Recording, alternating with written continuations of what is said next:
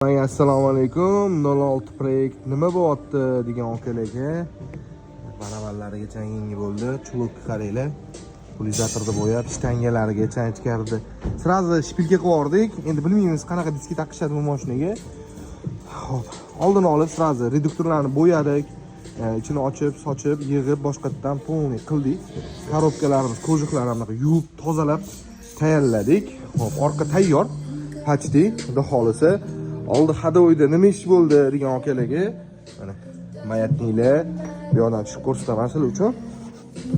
Hop, bismillahirrohmanirrohim. Qani, mana akalar, xudo xolisa doda bo'lyapti. Kuzatishni davom etinglar. Bizda ancha ishlar bo'lib qoldi. Xudo xolisa endi ko'rinadigan ishlari, bilasizlar, bunga priora motor yiqqanmiz. Mana blok tayyor turibdi. Golovkani qaranglar.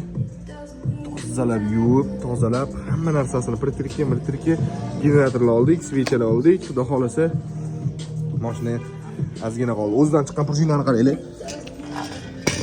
Nimaga qilinadi mana shu narsa? Ezilmasligi uchunmi, nima uchun qo'yiladi akalar?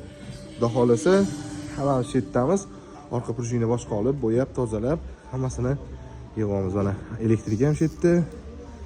Ketma-ket. Bundan keyin sразу elektrikka borgan 07 mizni olib, bu yoqqa olib kelib, motoridagi ishlarini, hadovoydagi ishlarini bitiramiz uni ham. Kuzatishni davom etinglar. Bu yerda ketma-ket uni zapchastlarimiz qo'yilib boryapti. Superni Spark desam ko'pchilik tushunmabdi. Pistor uzun bo'lyapti, lekin qiziq bo'lyapti xudo xolisa. Mana shu perforatsiyali bu Sparkga oldi tormozi. Keyin 13 diskasini qo'ya olmaymanmi deb so'rayapti. Ko'pchilik 13 diska shundoq tushadi akalar. Xudo xola muammosiz. Kuzatishni davom etinglar.